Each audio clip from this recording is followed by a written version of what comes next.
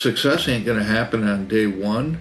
It's predicated on your commitment. We're all defined by when we trip on that hurdle, how do we get back up? And as I told someone else the other day, and as people are working to make this decision, you got to be willing to bet on yourself. I like to joke that I couldn't even spell SPF, much less knew what the hell it did when I first got into the business. And here we are. I could talk to you in a corner for 3 days about massage, skincare, products. So you're just willing to make some mistakes and get back up again and go back after it. Welcome to the Franchise Champion Show. I'm Alan Regala, former G1 athlete, Stanford engineer, and a franchise owner who built and sold a multi-million-dollar franchise. I created this show to help driven professionals find the right franchise and build real wealth.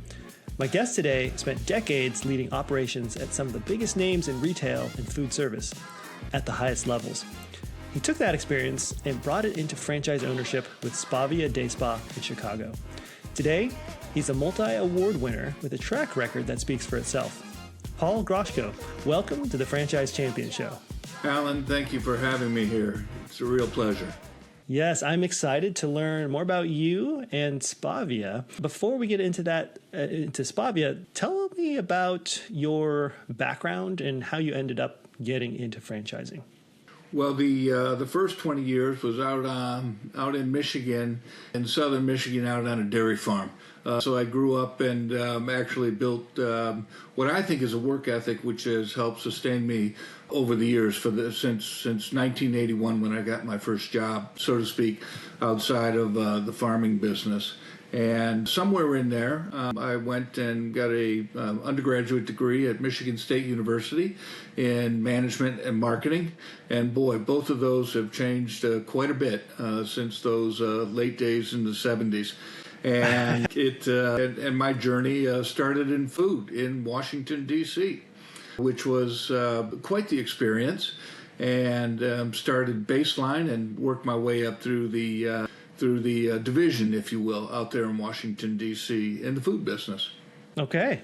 Wow. Okay. And what sort of role did you play over there? I've always been the operations guy, which means I've been in the stores. And so the great thing about Safeway is they, as many great industries do, they teach you starting at the bottom and you work your way up.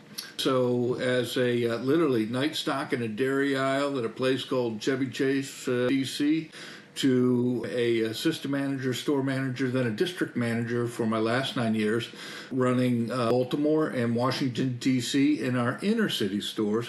We built a number of them there where there were a number of food deserts. We were able to step in with a concept that worked really well. Somewhere in there, I earned a couple masters. I went to Southern Cal out in Santa Monica, and I should say in LA, and then one at a place called the American University in Washington, D.C.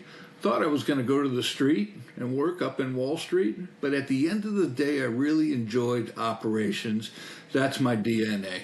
Wow. Very cool. So yeah, what happens after this? You were thinking you're going into Wall Street, and you stayed in operations. So where did you do that at? So that was primarily in the Washington, D.C. metropolitan area. And then after 25 years, there was this big impact in chain store retail, if you will. It's called the Walmart effect. They started knocking out a wall and building 50,000 square foot grocery stores. In a matter of 6, 7, 8 years, they went from $0 to the largest grocery entity in the nation, surpassing Kroger's, Albertsons, all of those. And as a consequence, not a lot of movement in my business, and I was looking for an opportunity to step up.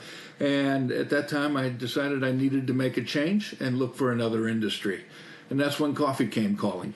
Oh, yeah, coffee. Tell me about it. I'm in Seattle. There's coffee around here. What do you know? Yes, it is part of the waters there in Seattle. I became I was able to sign on as a director with Starbucks in the Texas area. I ran North Texas and Oklahoma for a number of years. And then someone recognized the fact that I'd put my hand up and said I was interested in international opportunity. and was selected and able to go out and lived in Tokyo for a number of years as the executive vice president out there, officers they call vice presidents, and I worked with Starbucks International and helped to, if you will, run the country on the operations side. And fabulous coffee culture out there. Take me 2 or 3 days to really talk about all the nuances and the differences. But at the end of the day, coffee is coffee, whether it's Seattle, whether it's Shinjuku, or whether it's down there out in Soho in New York. And people, when they're drinking coffee, they love conversation, they love community, and that's really what draws the coffee drinkers together, in addition to most like the caffeine. So after I was out there for a number of years, and as I repatriated back to the United States, I landed in Chicago and worked for a couple more years with the Starbucks company out here. And then I retired way too early. Before we move on, I got to ask, because, a lot of people don't know a lot about the inner workings of Starbucks. And especially when you go like nationally, I mean, help us out here. Are Starbucks all company owned, or are any of them licensed or franchises? Like how does Starbucks work when you get beyond, the US? At that time, yeah, that's a great question. At that time, there were really 3 buckets. Company owned, which accounts for the majority. As company owned, then the business can really drive the culture, systems, processes, etc. And then there were the food service accounts that we had. And actually, Barnes & Noble would be an example of that. If you go into a college, into a university, and Starbucks served here, that's our food service. And then we had licensing agreements with the Vons, maybe the Krogers, the Safeways of the world. Those were basically the 3 buckets. Where I was at in Tokyo, we had a relationship with a company called the Sazabi Group, and so we had a joint venture out there as part of International. And it's very similar to one that you see in EMEA in Europe with large organizations that understand our brand and help the brand expand. And in regards to the business we're in today with franchising, it's a model that's not unlike what franchising is to a degree, if you will. Mm-hmm. Okay. Yeah. Well, thanks for that bit of background info there. Okay. So then you retired. You stopped working? Way too early. Yes, for 6 months. And I said, I need to get back to work. I was 54, 55. I'm the guy that's got the T-shirt, too many books, too little time. Always out, doing something athletically, and I just got bored. Alan, I needed purpose. And I really wasn't sure if I was going to start, buy, and then all of a sudden a franchise consultant was put in front of me. And the world really opened up in regards to what was possible. Wow, that's amazing. Okay, so tell us about that. What happened? What did this franchise consultant do for you? So they, clearly they understood my profile, who I was. They understood my background. They understood aspirationally what I wanted to do. And they understood really what flowed through my DNA, where I'd be a good match, where I'd be happy, right? At the end of the day, work is work, but you want to be in a place when you get to pick it at this stage in life and, where you're investing your bank account into, you really want to find that place that's going to be right for you. And for me, when they pulled back the pages into the wellness industry, and specifically with the organization I'm with today, Spa, it just felt really good for both myself and my wife. That's awesome. Okay, so tell us about what does Spavia do exactly, and how do you impact the lives of your clients? Well, when you think of the wellness industry, we talk about helping to redefine what spas are. Spavia in and of itself, the via on the end of, in most languages means pathway or something akin to a journey. So we talk about with spa is a, if you will, journey to wellness. So a broad definition of who Spavia is. Spavia came about in 2005, and at the end of the day, we define ourselves in a way saying that we are resort-style affordable luxury. And embedded in that understanding is we have a journey that takes you into a changing area, robes and sandals, all the separate men's, women facilities. And then there are retreat areas where our guests go and relax before the treatment and post-treatment as well. And they have neck pillows in there to help them create the experience and warm up their body, teas, foods. So they're relaxing, getting to that state where they're ready for their specialist to come in. The specialist does come in, takes them back to a room, and then does what so many in the industry do, providing massages, skincare, waxing, etc. And then post, they go back to the retreat area, and it's a reverse of that journey, if you will, that wellness journey. And that's an overview of what the experience might look like. Somewhere in there, we also capture a number of points of customization, music, pressure, aromatherapy preferences. We offer a number of those, etc. So that's a bit of the highlights, if you will, for our guests, and we call our customers guests. That sounds amazing. I can understand why your wife would love this, and I would love this, and my wife would love this type of business, being able to be an owner, but also be a guest yourselves on occasion, I hope. Yes, absolutely, and it's so needed. You know, the skin is the largest organ in the body, so why wouldn't we want to take care of it, right? And I learned an interesting thing a long time ago. There's 43 muscles in the face. So we do a lot to address skincare needs. But here's one that you can keep, and that is to smile, which you're doing right now. It takes 12 to 17 muscles in your face. You want to know how many it takes to frown? How many? All of them, all 43. So why wouldn't we want to smile? It's so much easier. So much easier. Much easier. You know, the big thing in the industry is you need to be a student of continuous learning when you're out here as a franchisee, and be prepared for that. And one of the things that I absolutely love about our business, particularly with Spa, is the level of innovation that we continue to introduce year after year after year. Interesting. Can you give an example of that? Sure. Most recently, we're bringing in microcurrents into our business on skincare. And so microcurrent has been around since I want to say the 70s, 80s. And it's basically sending electrical waves into the muscles and helping give them a workout, much like your biceps and quads get when you go to the gym. The microcurrent helps to stimulate that muscle production, if you will, helps to firm, helps to reduce fine lines and wrinkles as well. So benefits there. Halotherapy. Well, halotherapy, salt therapy, has been around for a couple centuries now. It's something that we are introducing into our business. Infrared, red light, the list goes on. So It's great innovation. At the end of the day, though, and as you know, Alan, any business, foundationally, you need to stay rooted in the foundation. So it's Swedish massage, deep tissue massage, Himalayan hot stones, etc., for the foundation of the business itself. Yeah, that makes sense. So, what year did you start this business, your Spavia franchise? I signed the FDD back in September of 2014.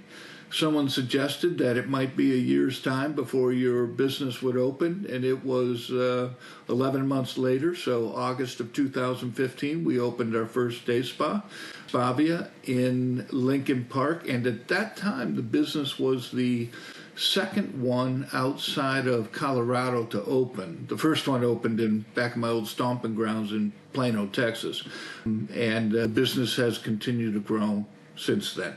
So 2015. Okay, 2015. So It's been, almost 11 years now that you've had your business open, and I know you're crushing it. I know you're doing great out there. But let's go back to your first year in business. And this is your first business, it sounds like, right? Yes.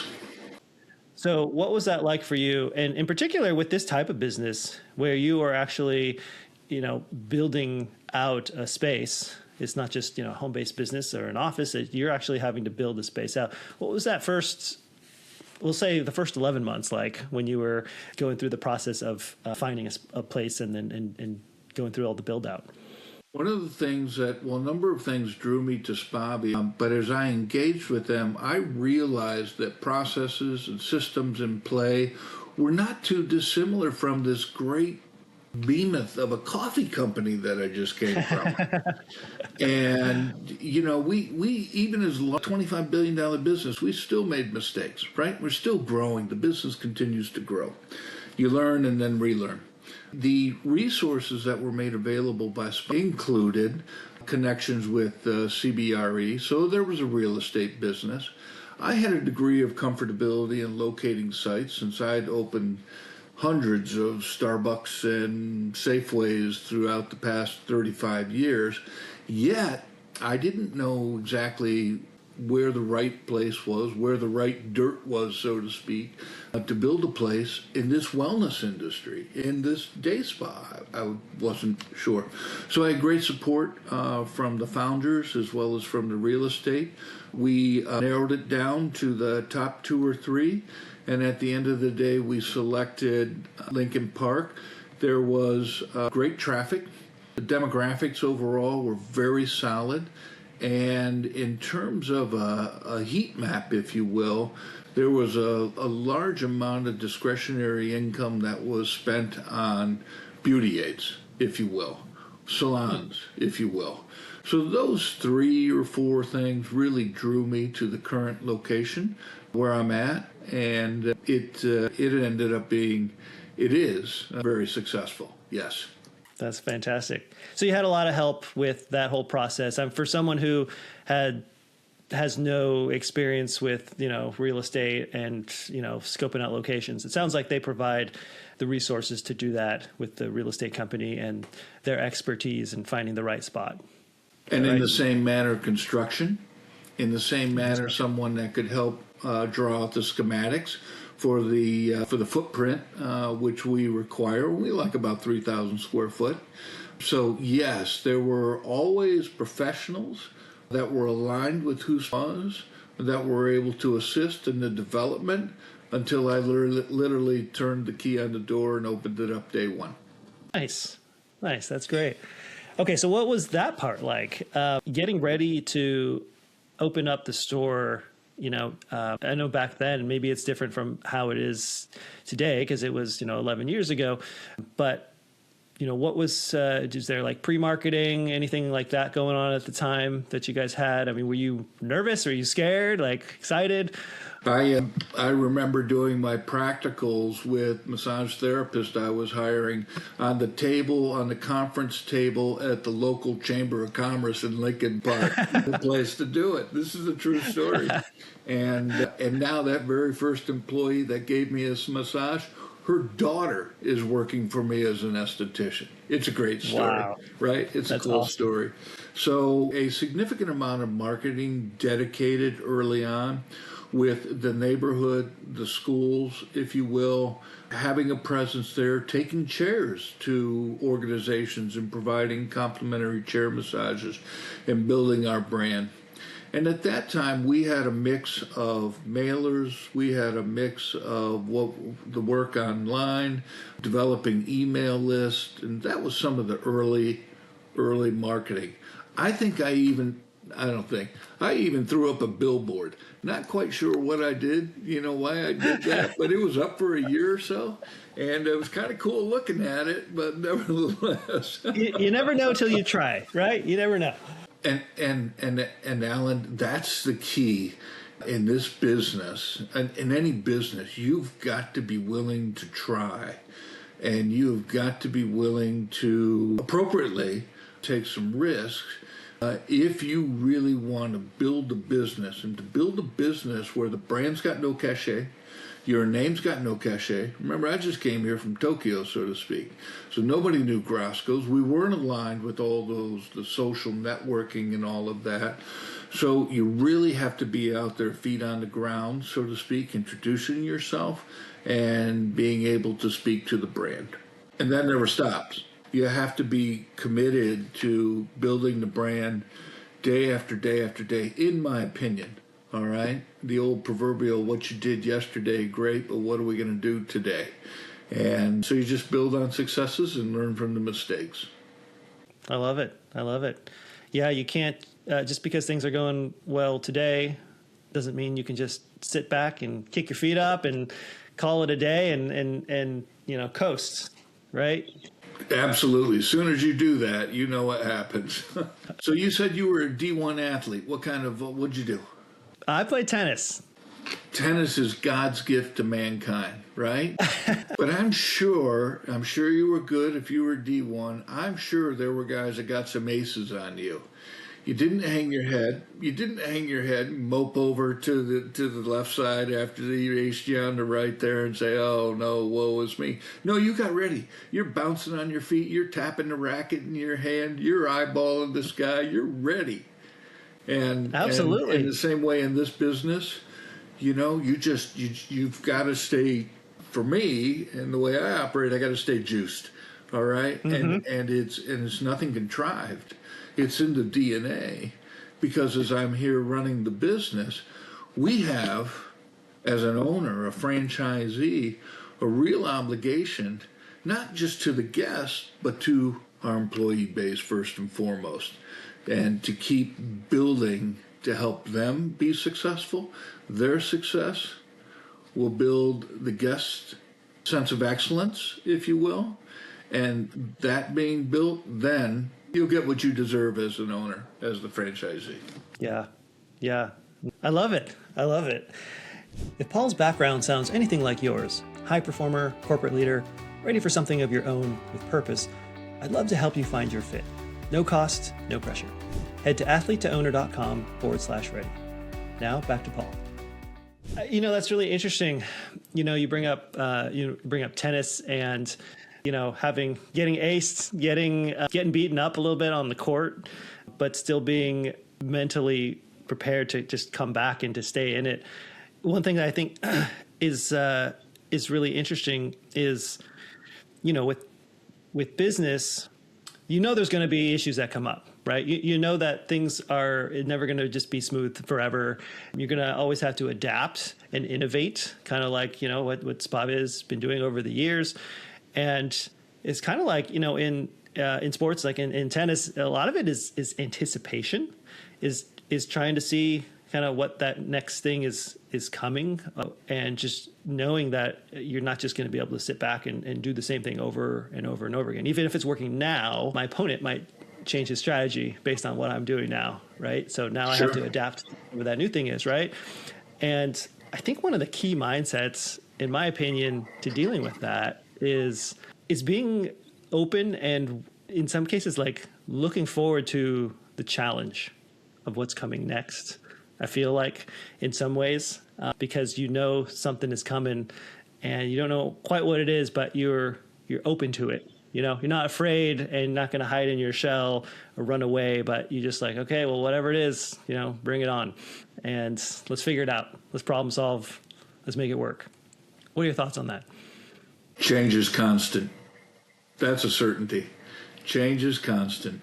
Every day. With my team who's up front, we talk about, as you come in, cross that threshold, I need you to do two things. A, bring something to the business that day, much to what you were just speaking to there. Bring something to the business that day that you want to achieve or get back in line with, whatever it may be, because the day otherwise it's going to wash over you. The day will end, you'll go home. But are you leaving saying, I did this beyond what happened in the business that day? And the other thing is, when you cross that threshold, if you're in one of the leadership key carrier positions, if you will, I said, be prepared 25-30% of your day may be about fixing things, all right? And that, as we'd say down in Texas, there's going to be a little hitch in your giddy up sometimes. I can't take credit for originating that one, but I sure loved it first time I heard it. It's a good one. It's a good one. And with that, be prepared for that. Don't be down. Don't be frustrated. You might get a little bit of that, but let that wash over you and just go fix it. Because these are the things what we train ourselves to do. And then the other piece I really need to add is you can't live in my business without having in your DNA the ability to be able to ask for help. We don't all have the answers. When that change happens, it may be right in front of us, but it's not evident. So the other person looking over there says, can help. But we've got to ask for help as well if we are stymied and not sure. So I encourage my team to do that. But the innovation, the change that comes, embrace it, and you'll be amazed what can come of it, if not today, tomorrow. Love it. Love it. Makes a lot of sense. Paul, tell me about your team and, what that looked like at the beginning, that first year, in business. I know it was a while ago. And, what that looks like today. For someone who's looking into a concept like this, if they're, hey, you know what, this day spa sounds kind of cool. What does that look like from the start? And what could it look like, 10 years from now? Sure. So from my earliest days with Safeway stores, you'll love this. My first store as a store manager, and they called me a rookie, told me I was too young. I was 28. Was in the basement of the Watergate complex in Washington, D.C. So every day when I went to work, I looked up, I think it's Virginia Avenue, and there's the Washington Monument. And behind me is the Potomac with the guys with the Georgetown crew out sculling and all that. So, and I learned then that I cannot ever stop hiring. You need to have that mentality of even when you're flush, there's going to be a need. So keep looking for talent. Keep looking for the talent and be prepared for transition. All of my career, I've always had the opportunity to have pretty stable teams. Whatever level I was in the business, whichever company, I always seemed to pick up an award here or there for highest retention, lowest turnover. And I start with in mind, if we're going to have a great business, it's got to be with this base of employees.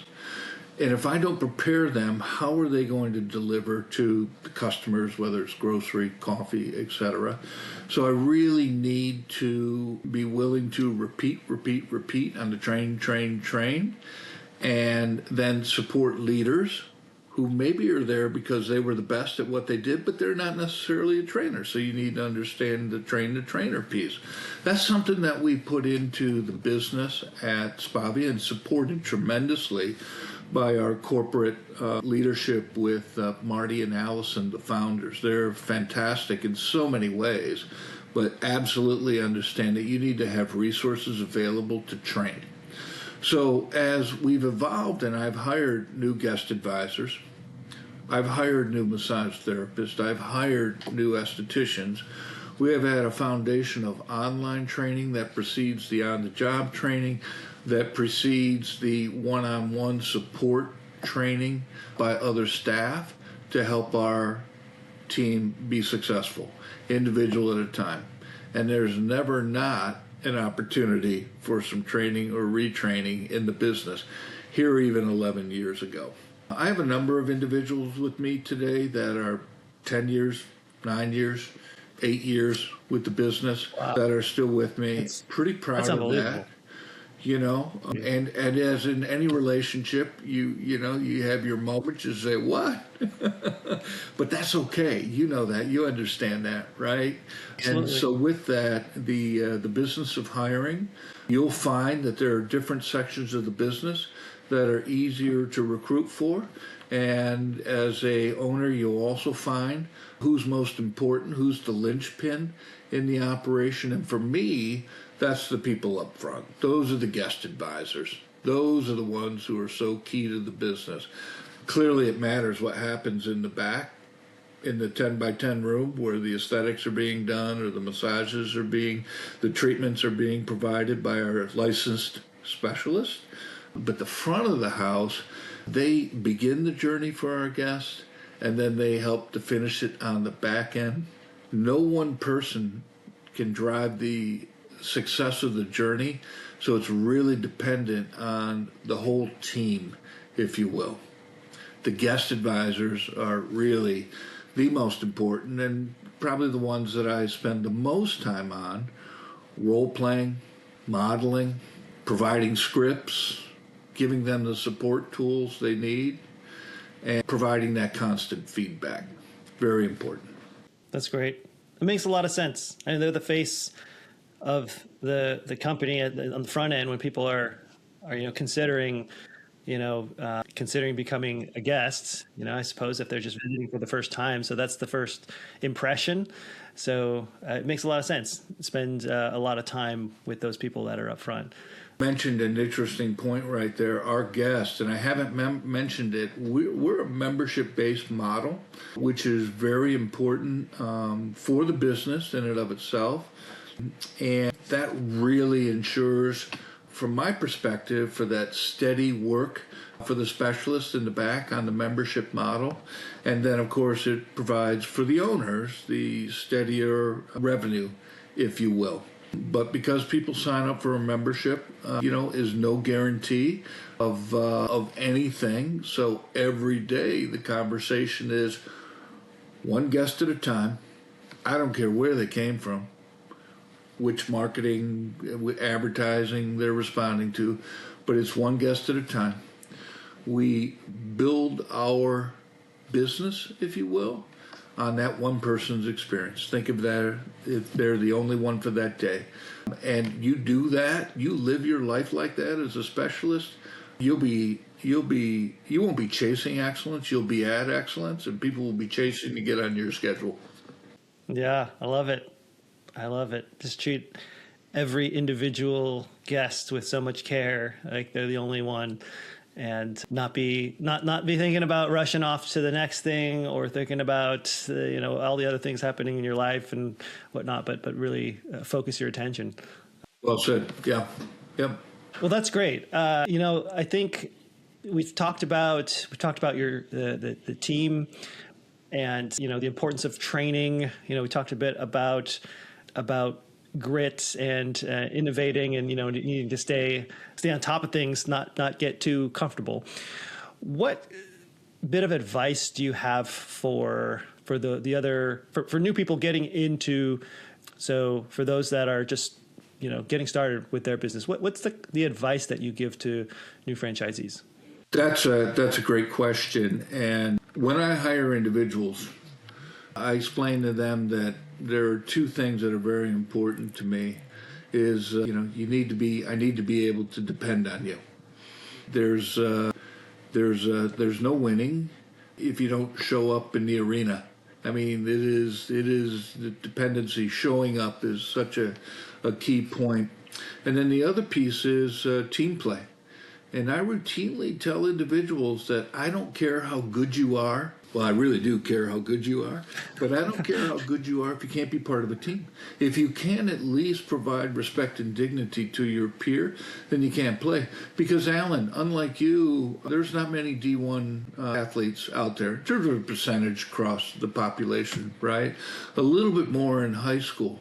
But so many folks come without really understanding how to win and how to lose as a team. And that's very, very important. How to practice, what does it mean? So with that, as we're staffing the business, we speak to that. In regards to the business itself, and I'm sorry, rephrase the question again, Alan, that you asked me. Just, what tips would you have for new franchisees to be successful like you've been? That on the hiring piece, because we said we were always hiring. The other piece is that you as a franchisee, two things. You got to participate. When there's a webinar, be there. When there's email provided, read it, understand it, get it out to the team to help them be successful. And by the way, just posting it on the wall ain't going to guarantee Sorry, I use poor English when I want to make a point. Ain't gonna make no guarantee. All right, if you just post it because it's just wallpaper, right? So I don't care whether it's a read and sign, whether it's a have your lead sit down with them and review it, whether you do as an individual, but there's always that guidance that you as an owner have to provide. So you participate in those things and you show up for the information that's being brought to you. And the last point is, if you have an issue and you have a hurdle, or you really don't want to do something, fine, but try it before you make your decision of, as a franchisee, yeah, this just isn't right for me. Well, imagine what color red the Coke can would be today if they listened to all those individuals over the years, or that color green for the Starbucks umbrella, what it would look like, right? If they listened to everybody saying, yeah, I'm not so good with this red, let's do this shade instead. You really need to understand, to build a brand, and the rising tide lifts all ships, right? To build a brand, there's a certain amount of, for lack of better words, conformity. You have an obligation to at least try and implement. And then if something doesn't work, give me an option. What could we do instead? But don't just tell me can't. Can't sets my hair on fire. I don't have any more that great hair like you do. But, you know, we say that word doesn't live in our spa. Let's find another word to say, hey, this is a hurdle, this is a misunderstanding, whatever, and then let's go find another way to fix it. So all of those, and I'm sure there are many more, are a bit of how I look at what my role is as a leader at Spavia. Love it. I love it. Great words of wisdom there. You know, something interesting came up in my mind just right now as you were talking about just trying new things. And, you know, when you earlier you mentioned, you know, being a D1 athlete, there's not many percentage-wise of D1 athletes, out in the world. And I agree with that. I actually was a walk-on to the team at Cal Poly as a tennis player. And so I had no scholarship. And I wasn't actually intending to play for the team. And I was there for school and for engineering. But a piece of me just said, hey, I'm just going to go try. Like, what's the worst that could happen is I don't make the team, right? And that's how I got onto the team. I was a walk-on, the only walk-on that I know of in all my years when I was playing there onto that team. And it was all because I wasn't afraid to fail. I wasn't afraid to get rejected. Obviously, I didn't want to get rejected, but I went out and I tried, right? And to me, that kind of sums up a lot of what you've been saying and putting yourself out there. And sometimes you do have to try things. Sometimes you just have to put yourself out there, knowing that sometimes it's not going to work. But if you don't try, you never know what could have been. Absolutely agree. We're all defined by when we trip on that hurdle, how do we get back up, right?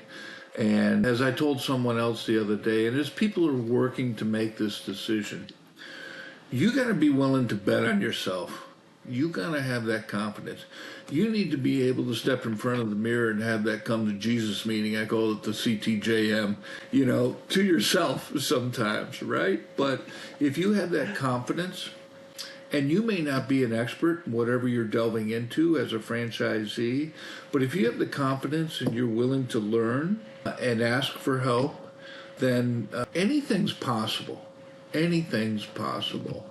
And I like to joke that I couldn't even spell SPF, much less knew what the hell it did when I first got into the business. And here we are. I could talk to you in a corner for 3 days about coffee. I can do the same with that now with massage, skincare, products with the great vendors that we're associated with, etc. So you're just willing to in this chapter of our lives as franchise owners, willing to learn, willing to make some mistakes and get back up again and go back after it. Love it. I love it. All right, I got 2 last questions for you here, Paul. One maybe is a little quicker. some people getting into business for themselves, they decide, I love the idea of owning a business, but, I don't necessarily want to be in it day to day, every single day in the daily operations. And so is Spa considered an opportunity that could be run semi-absentee, or is it really require the owner to be an operator in the business? Yeah, great question. You can absolutely be an owner, absentee, with a manager that you have a high level of confidence in.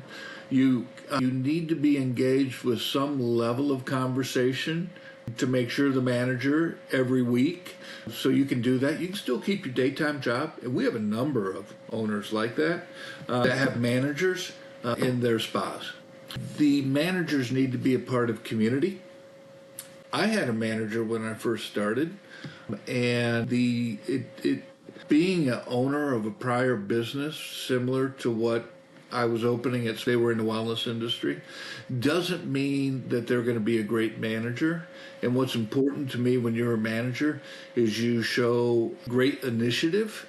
And if you don't have that, even though you may have some other skills, it's not going to work. Again, my level of, I was used to having vice presidents, that reported to me at some point in time in the corporate world. I never thought I was going to be in the franchise world.